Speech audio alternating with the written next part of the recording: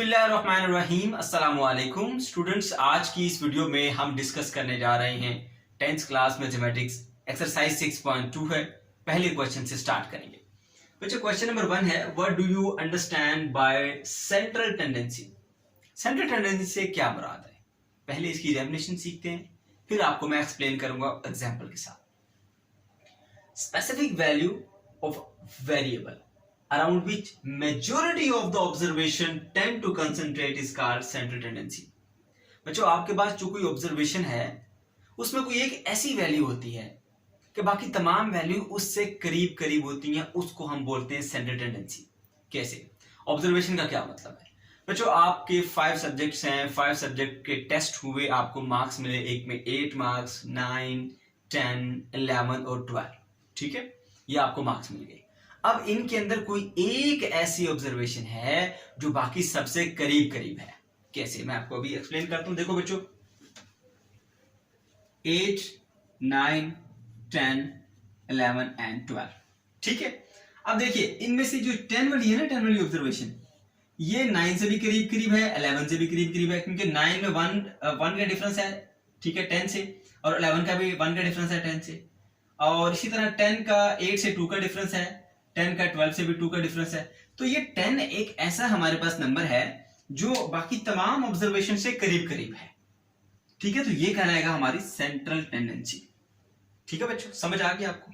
तो central tendency क्या होती है? कोई एक ऐसी स्पेसिफिक वैल्यू होती है आपके ऑब्जर्वेशन में जो बाकी तमाम से करीब करीब होती है। सिंपल सी बात है, इसको बोलते हैं सेंट्रल टेंडेंसी। अब हम बढ़ते हैं अपने क्वेश्चन नंबर 2 की जाने। क्वेश्चन नंबर 2 में क्या कहा जा रहा है? Define arithmetic mean, geometric mean, harmonic mean, mode and median. बच्चों ये जो हमने अभी सीखा ना सेंट्रल टेंडेंसी, इस सेंट्रल टेंडेंसी को फाइंड करने के लिए डिफरेंट टेक्निक्स यूज की जाती हैं, और डिफरेंट सिचुएशंस के अंदर डिफरेंट टेक्निक्स को हम यूज करते हैं सेंट्रल टेंडेंसी को फाइंड करने के लिए।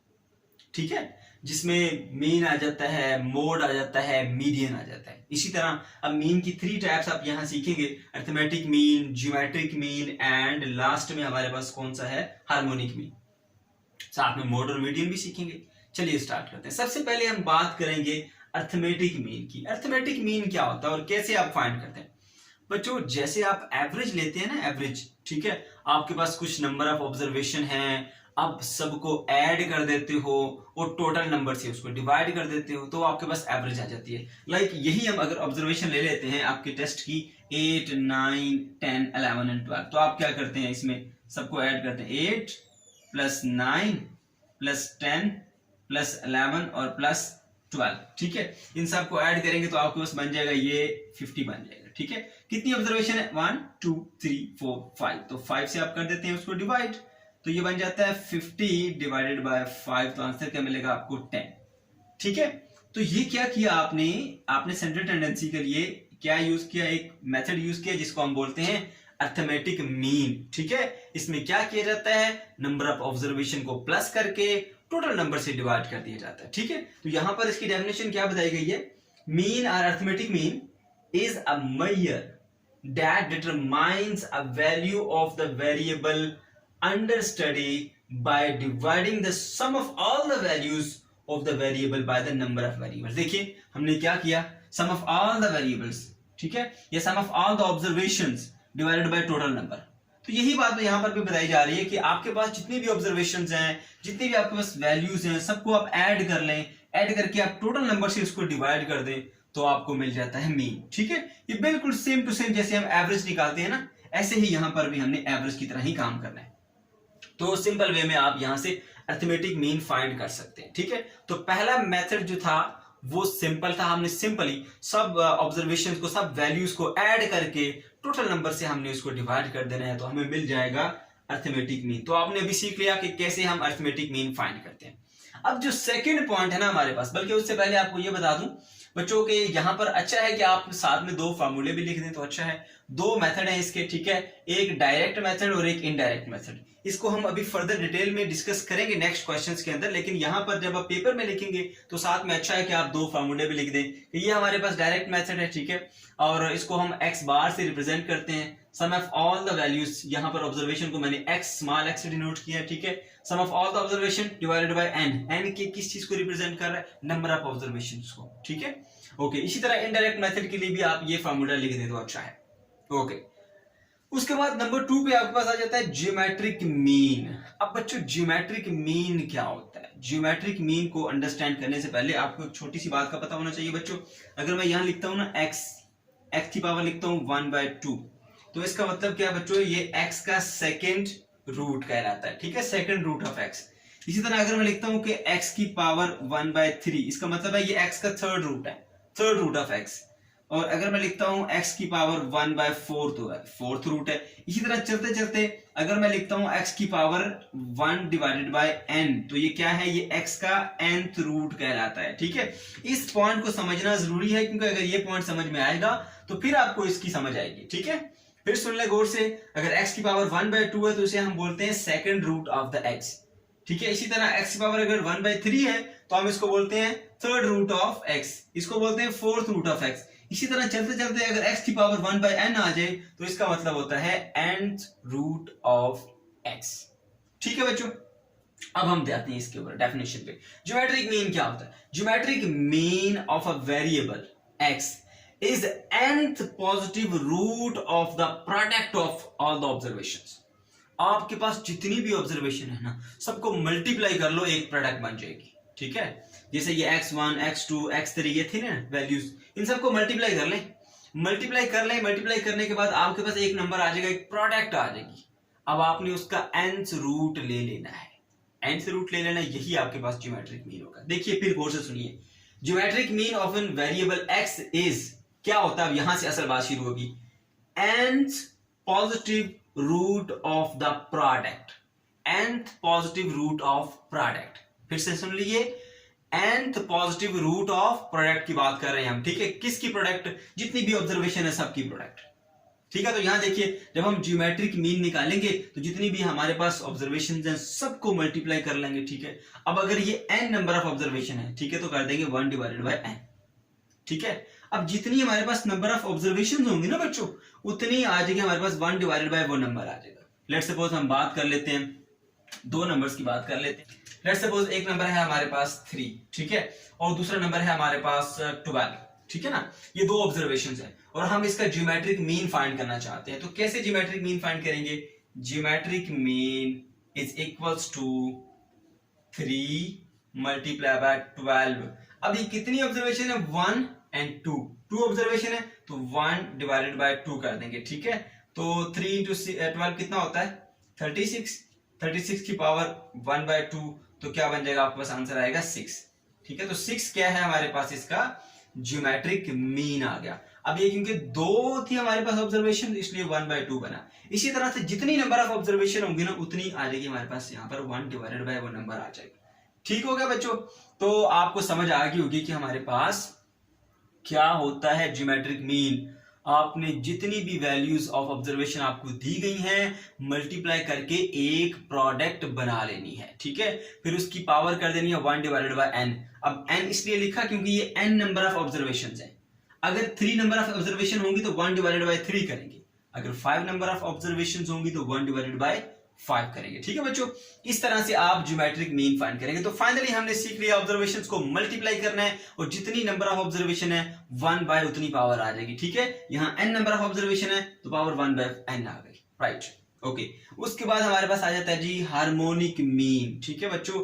हार्मोनिक मीन क्या होता है? आप जरा देखिए इसको, पहले इसकी डेफिनेशन पढ़ता हूं, फिर आपको साथ साथ एक्सप्लेन करता हूं, क्योंकि थोड़ी सी बच्चों को कंफ्यूज करती है। Harmonic mean refers to the value obtained by reciprocating the mean of reciprocal of these values। क्या मतलब हुआ भाई इसका? बच्चों पहले तो आपको ये पता होना चाहिए कि रेसिप्रोकल का क्या मतलब होता है, ठीक है। मैं भी आपको बताता हूं। यहां पर पहले हम बोर्ड साफ कर लेते हैं।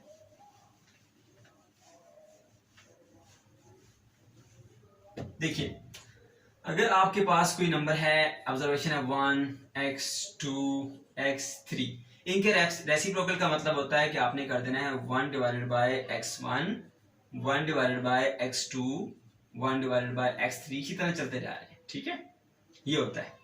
अब यहां पर क्या कहा जा रहा है? कहा जा रहा है कि आपने रेसिप्रोकल लेना है मीन का। जरा गौर से सुनिएगा, the value obtained by reciprocating the mean, mean का रेसिप्रोकल लेना है। ठीक है, क्या करना है? मीन का रेसिप्रोकल लेना है। मीन किसका? Mean of reciprocal of these values, यानी जो आपको ऑब्जर्वेशंस मिली हुई है ना ये सारी, ठीक है, x1, x2, x3, इन सब का पहले आप लेंगे रेसिप्रोकल। ठीक है, ये आगे इनके रेसिप्रोकल, फिर इन सब के रेसिप्रोकल का आपने मीन लेना। मतलब है कि इन सबको ऐड करके ना, सबको ऐड करके तो नंबर, टोटल नंबर पे डिवाइड करना। जैसे हमारे पास ये 3 है, या मैं कहता हूँ ये n तक जा रहे हैं, s n, तो नीचे हमारे पास क्या आ जाएगा? फिर यहाँ पर n आ जाएगा। ठीक है, अब ये हमने पहले इनके रेसिप्रोकल लिए, फिर उनका मीन लिया, अब मीन का फिर रेसिप्रोकल करना है। ठीक है, तो अब क्या होगा हमारे पास बच्चों, यानी n ऊपर आ जाएगा और ये सब नीचे आ जाएंगे। 1 by x1 plus 1 by x2 plus 1 by x3, चलते चलते चलते 1 बाय xn तक जाएंगे। तो अब आपको दोबारा से समझाता हूं ताकि आपको समझ आ जाए बच्चों। Harmonic mean refers to the value obtained by reciprocating, वो वैल्यू जो आपको मिले रेसिप्रोकेटिंग के through the mean of reciprocals of this values, कि इन वैल्यूज का रेसिप्रोकल करो, फिर उनका मीन लो, फिर मीन का रेसिप्रोकल लो, तो आपको हार्मोनिक मीन मिलेगा। ठीक है, ये वैल्यूज, ये उनके रेसिप्रोकल, रेसिप्रोकल के बाद फिर उनका मीन लिया गया और फिर मीन का भी रेसिप्रोकल लिया गया, तो ये होता है बच्चों आपके पास हार्मोनिक मीन। अगर इसके फार्मूले पे अगर आप गौर करें तो देखो ऊपर क्या है? n, यानी नंबर ऑफ टर्म्स है, नंबर ऑफ ऑब्जर्वेशन है, डिवाइडेड बाय क्या है? Sum of all the reciprocals of the observation. ठीक है, 1 बाय x लिखा हुआ, सम ऑफ 1 बाय x। तो देखिए यहां पर ये 1 by x1, 1 by x2, 1 by x3, 1 by xn। तो यहां पर इसी तरह से जो हम हार्मोनिक निकालते हैं, harmonic mean is equal to, ऊपर n रहता है और नीचे sum of all these values, 1 by x1, 1 by x2, 1 by x3, इन सबको हम इससे रिप्रेजेंट कर देते हैं हमारे पास 1 डिवाइडेड बाय x। ठीक है, तो बच्चों ये होता है जी इसका फार्मूला। ओके, उसके बाद हम बात कर लेते हैं जो हमारे पास नेक्स्ट पॉइंट है, वो है मॉड का। मॉड क्या आता है और कैसे हम फाइंड करते हैं बच्चों मॉड को? मॉड, द मोस्ट रिपीटिंग या most repeated value in an observation is called mod. आपके पास कुछ नंबर ऑफ ऑब्जर्वेशन है, ठीक है, आपने इनको देखना है और उनमें से कोई ऐसी वैल्यू ढूंढनी है जो सबसे ज्यादा रिपीट हो रही हो। ठीक है, जैसे फॉर एग्जांपल मैं यहां पर कह देता हूं हमारे पास 1 है, फिर 2, 3 है, फिर 2, 5 है और 7 है। अब इसमें सबसे ज्यादा रिपीट होने वाली वैल्यू कौन सी है? वो हमारे पास है कि आप इसको अरेंज करेंगे पहले 1, 2, 2, 2, 3, 5, 7। तो 2 जो है वो 3 टाइम आया ना, तो इसका जो मॉड होगा वो क्या होगा? 2 होगा। ठीक है बच्चों, तो सिंपली मॉड क्या होता है? Mod is the most repeated value in an observation. ठीक है, उसके बाद नेक्स्ट जो हमारे पास पॉइंट आता है वो आता है मीडियन का। अब बच्चों मीडियन क्या होता है जरा इसको भी देख लीजिए। मीडियन क्या है? Median is the middle most observation, ठीक है, in an arranged data set. कोई भी आपके पास डाटा मिला हुआ है, ऑब्जर्वेशन मिली हुई है, आपने उनको सबसे पहले अरेंज करना है।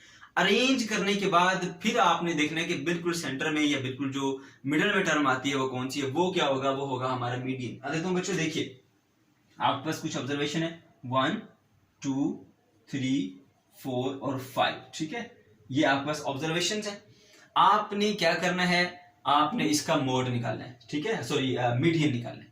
तो मीडियन में क्या करते हैं? पहले सबसे पहले आप डाटा को अरेंज करके लिखते हैं सीक्वेंस से। मैंने लिख दिया तरतीब के साथ 1, 2, 3, 4, 5। ठीक है, फिर आप क्या करते हैं? इनमें से देखते हैं बिल्कुल सेंट्रल टर्म कौन सी है। 2 टर्म इधर से छोड़ दें, आप 2 टर्म इधर से छोड़ दें, तो सेंटर में क्या बचा हमारे पास? 3 बचा है।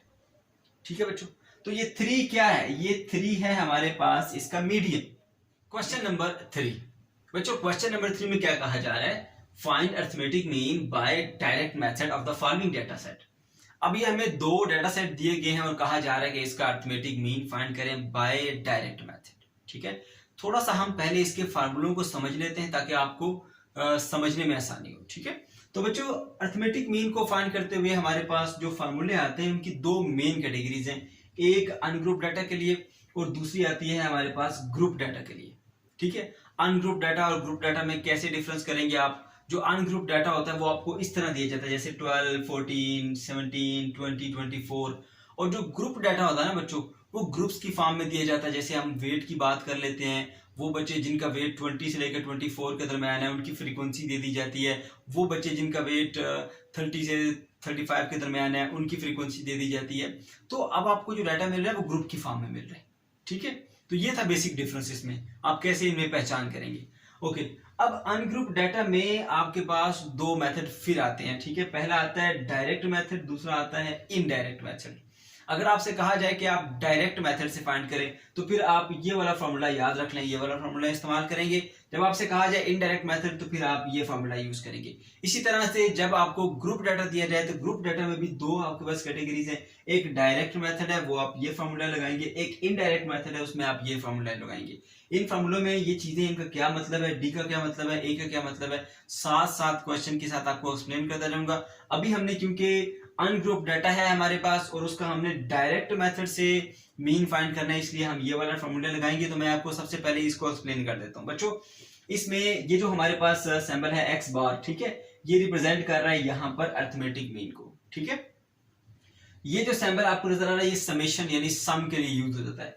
नीचे है एन, एन हमारे पास आता है नंबर ऑफ ऑब्जर्वेशन, यानी ये जो टर्म्स हमें दी गई ये कितनी है, तादाद में कितनी है। ठीक है, और x जो है वो इस ऑब्जर्वेशन को रिप्रेजेंट कर रहा है। ठीक है, तो चलिए सॉल्व करते हैं बच्चों इसको हम अनग्रुप डाटा से। हम इसका डायरेक्ट मेथड से सॉल्व करते हैं बच्चों। डायरेक्ट मेथड का फॉर्मूला क्या होता है? फॉर्मूला हम जानते हैं x bar is equal to sum of x divided by n। ठीक है, इसका मतलब ये होता है बच्चों कि जितनी भी आपके पास ये वैल्यूज हैं सबको सम करके टोटल नंबर से आपने इसको डिवाइड कर देना है। ठीक है, कोई मुश्किल काम नहीं, बहुत आसान क्वेश्चन है ये। आपने इन सब वैल्यूज को यहां लिख देना है। 12 plus 14 plus 17 plus 20 plus 24 plus 29 plus 35 plus 45। ठीक है, कितनी वैल्यूज हैं? 1 2 3 4 5 6 7 और 8। तो n basically number of observation को डिपेंड करता है, बताता है। तो यहां पर आ जाती है हमारे पास टोटल 8 ऑब्जर्वेशंस। ठीक है, अब आपने इन सबको कर लेना है प्लस, प्लस करके आपके पास क्या आंसर आएगा? कैलकुलेटर से फाइंड करेंगे बच्चों। हमारे पास कैलकुलेटर हमें आंसर दे रहा है जी 196 डिवाइडेड बाय 8। ठीक है, तो आपने कर लेना है इसको डिवाइड। तो डिवाइड करके आपको क्या मिलेगा? 196 को आपने 8 से डिवाइड किया 24.5 ये आ गया जी आपका आंसर। ठीक है, बाय डायरेक्ट मेथड आपने अनग्रुप डाटा का मीन निकाल लिया। अब हम दूसरे पार्ट की तरफ चलते हैं। ये तो था इसका पार्ट नंबर 1। ठीक है, पार्ट नंबर 2 भी बच्चों बिल्कुल ऐसे ही आप सॉल्व करेंगे। ठीक है, यहां पर हम कर लेते हैं इसको सॉल्व, इसका पार्ट 2। पार्ट 2 में क्या करना है? आपने इन सबको प्लस कर देना है। दोबारा से फॉर्मूला लिख देता हूं मैं यहां पर ताकि आपको पता हो कि हमें यहां पर फॉर्मूला लिखना है। सबसे पहले डिवाइडेड बाय n। ठीक है, तो नंबर ऑफ ऑब्जर्वेशंस को आप ऐड कर दीजिए बच्चों। क्या है हमारे पास number of observation? 200 plus 225 plus 350 plus 375 plus 270 plus 320 plus 290। ठीक है, कितनी ऑब्जर्वेशन है? 1 2 3 4 5 6 7। ठीक है, 7 ऑब्जर्वेशन है तो 7 से आप इसको डिवाइड कर देंगे। अब आपने कैलकुलेटर से इन सब टर्म्स को ऐड करना है। तो ऐड करने से आपको क्या मिलेगा आंसर बच्चों? 2030 डिवाइडेड बाय 7। दोबारा से कैलकुलेटर से आप डिवाइड करें इसको। ठीक है, तो क्या आंसर मिलेगा जी आपको? 290। ठीक है, ये आ गया हमारे पास आंसर। तो ये देख लो बच्चों, ये हमारे पास अनग्रुप डाटा था। अनग्रुप डाटा का जो डायरेक्ट मेथड है उसका ये फॉर्मूला है, वो फॉर्मूला यूज करके हमने इसको कैलकुलेट कर लिया। क्वेश्चन नंबर 4 को देखें बच्चों। यहां पर हमें क्या कहा जा रहा है कि आपने क्वेश्चन नंबर 3 के डाटा को ही यूज करना है, लेकिन यहां पर आपने मीन फाइंड करना है बाय इनडायरेक्ट मेथड। तो पेपर में आपको कुछ इस तरह से क्वेश्चन लिखा हुआ आ सकता है, find the arithmetic mean by indirect method. ठीक है, पहले डायरेक्ट मेथड था। क्वेश्चन नंबर 4 में वो यूं लिख सकते हैं बाय इनडायरेक्ट मेथड, और इन दोनों में से कोई एक पार्ट दे सकते हैं या फिर दोनों भी दिए जा सकते हैं। ओके, तो कैसे हम इनडायरेक्ट मीन निकालते हैं? मैं आपको बता चुका हूं बच्चों, हमारे पास जो अनग्रुप डाटा होता है उसमें दो तरह से आप मीन निकालते हैं, बाय डायरेक्ट मेथड उसका ये फॉर्मूला होता है एंड बाय इनडायरेक्ट मेथड उसका ये फॉर्मूला होता है, ठीक है। क्योंकि अभी यहाँ पर अब मेंशन किया गया है कि इनडायरेक्ट मेथड से इसको सॉल्व करें, तो इनडायरेक्ट मेथड फिर हमारे पास आ जाता है ये वाला, ठीक है बच्चों। अब जरा इस फॉर्मूले को देखिए, इसमें कौन कौन से पार्ट है। ये जो एक्स बार है ये मीन को रिप्रेजेंट कर रहा है, ठीक है। ए क्या है, ए कोई भी एक कांस्टेंट वैल्यू इनमें से जो भी आपको डाटा दिया गया कोई एक वैल्यू आप इसमें से सिलेक्ट कर सकते हैं। अच्छा होता है कि आप सेंटर में से कोई भी एक वैल्यू उठा लें, ठीक है। जैसे यहाँ पर ये जो ऑब्जर्वेशन दी गई है इनमें से मैंने कोई एक सिलेक्ट कर लिया 24। अब जरूरी नहीं है कि आप 24 को ही सिलेक्ट करें, आप 20 भी कर सकते हैं, 29 भी कर सकते हैं, लेकिन मैंने यहाँ पर कोई एक वैल्यू 24 सिलेक्ट कर ली, इसको मैं ए कहूंगा, ठीक है। कोई भी एक वैल्यू यहां से आपने इसको सिलेक्ट कर लेनी है, कोशिश करेंगे दरमियान से ले लें, ओके। तो ए जो है वो हमारे पास एक कांस्टेंट वैल्यू जो आपने सिलेक्ट की। उसके बाद डी रिप्रेजेंट करे डेविएशन को, चेंज को। बच्चों फिर आपने ये करना है कि कोई भी जो एक वैल्यू कांस्टेंट आपने सिलेक्ट की है बाकी ऑब्जर्वेशन से कितना डेविएट कर रही है, कितना चेंज हो रही है उससे, ठीक है। तो हमारे देखिए ये ऑब्जर्वेशन है 12, 14, 17, 20। हमने जब डी की वैल्यू निकालनी है यानी डेविएशन निकालनी, किससे डेविएशन, जो आपने एक वैल्यू सिलेक्ट की है ए की, उससे कोई दूसरी वैल्यू कितना चेंज हो रही है, ठीक है। तो यहां पर आप उसके लिए एक्स में से ए माइनस करेंगे, ठीक है। अब देखिए 12 हमारी पहली ऑब्जर्वेशन है, हम ये चेक करेंगे कि 12 जो है वो 24 से कितना डेविएट कर रहा है, ठीक है। तो आप 24 माइनस 12 करेंगे, बहुत ही आसान आपको आंसर मिलेगा 12, ये डी आ गया, ठीक है। उसके बाद क्या करेंगे, जो नेक्स्ट ऑब्जर्वेशन है 14, ये 24 से कितना डेविएट कर रहा है, माइनस करेंगे तो 10 मिलेगा। 17 24 से कितना डेविएट कर रहा है, 17 माइनस 24 करेंगे तो माइनस 7 मिलेगा। 20 कितना डेविएट कर रहा है, तो 20 माइनस 24 करेंगे माइनस 4 मिलेगा। 24 कितना डेविएट कर रहा है, इसी तरह बच्चों एक एक को आप 24 से माइनस करते जाएंगे, ठीक है। तो ये आपके पास डी की वैल्यूज आती जाएंगी, राइट। ये होती है डेविएशन। उसके बाद नीचे जो एन रिप्रेजेंट कर रहा है जी, यहां पर टोटल नंबर ऑफ ऑब्जर्वेशंस को, कि यहां पर कितनी ऑब्जर्वेशंस दी गई हैं, ठीक है, ओके। तो सबसे पहले पेपर पे आपने ऐसा टेबल बना लेना है। टेबल बनाने के बाद आपने लिखना है फार्मूला, ठीक है। फॉर्मूले में बता चुका हूं, सबसे पहले आपने ए को सिलेक्ट करना है, कोई भी एक वैल्यू आप इनमें से सिलेक्ट कर लें, कोशिश करें दरमियान से ले लें आप। मैंने 24 ले ली, ठीक है। तो मैं यहां पर लिखता हूं x bar is equal to 24 plus अब सम ऑफ डी, ठीक है ना। अब ये था हमारे पास डी की वैल्यू मतलब डेविएशन, जो कोई एक वैल्यू आपने सिलेक्ट की थी, बाकी ऑब्जर्वेशन उससे कितना डेविएट कर रही हैं, कितना चेंज है, ठीक है। ये डी, इन सब का आपने सम कर लेना कैलकुलेटर से, आपको मिलेगा 4, ठीक है। तो यहां पर इसकी जगह पे आप लिख देंगे जी 4, ठीक है। नीचे आता है एन, यानी नंबर ऑफ ऑब्जर्वेशन कितनी है, 8 है, तो आप 8 से इसको कर दें डिवाइड, ठीक है बच्चों। अब देखिए 4 1 द 4 और 4 2 द क्या होता है 8, 24 प्लस 1 डिवाइडेड बाय 2, ठीक है। एलसीएम ले ले, इसके नीचे कुछ नहीं तो 1 हो सकता है, ठीक है। एलसीएम आएगा आपके पास 2, ये आएगा 48 प्लस 1, तो ये बन जाएगा 49 डिवाइडेड बाय 2, ठीक है। 49 को बच्चों आप 2 से डिवाइड करेंगे तो आपके पास क्या आएगा 24.5, ठीक है। ये आ गया जी आपका आंसर। इसी तरह से बच्चों आपने जो इसका सेकंड पार्ट है वो भी ऐसे ही सॉल्व करना है। सबसे पहले जो आपको डाटा दिया गया आप इस तरह से उसको अरेंज करके लिख लें, ठीक है। एक्स जो है हमारी ऑब्जर्वेशन को रिप्रेजेंट कर रहा है, इनमें से कोई सी एक वैल्यू आपने सिलेक्ट कर लेनी है एज अ कांस्टेंट, यानी ए, ठीक है ना, ए। तो हमने यहाँ पे सपोज किया 270 जो है ये हमारे पास ए है, ठीक है। तो 270 को हमने यहाँ पर मेंशन कर देना है जी, X bar is equal to 270 plus, अब डी डेविएशन को रिप्रेजेंट कर रहा है कि जितनी भी बाकी ऑब्जर्वेशन हैं वो हमारे इस कांस्टेंट वैल्यू से कितना डेविएट कर रही हैं, कितना चेंज हो रही हैं। उसके लिए क्या करेंगे, इन सब टर्म में से 270 को हम माइनस करेंगे, तो यहां पे हमारे पास चेंज यानी डेविएशन आ जाएगी, ठीक है। अब देखिए 200 पहली ऑब्जर्वेशन है, इसमें से 270 माइनस किया -70, 225 से माइनस करो -45, 350 से 270 माइनस करो 80 आ जाएगा, 375 से 270 माइनस किया तो 105 आ गया। इसी तरह 270 से 270 माइनस करें 0 आ जाएगा, 320 से 270 माइनस करो 50 आ जाएगा, 290 से हमने 270 माइनस किया तो 20 आ गया। ये हमारे पास डेविएशंस आ गई। हमें फॉर्मूले में यहाँ इन सब का सम चाहिए, ठीक है।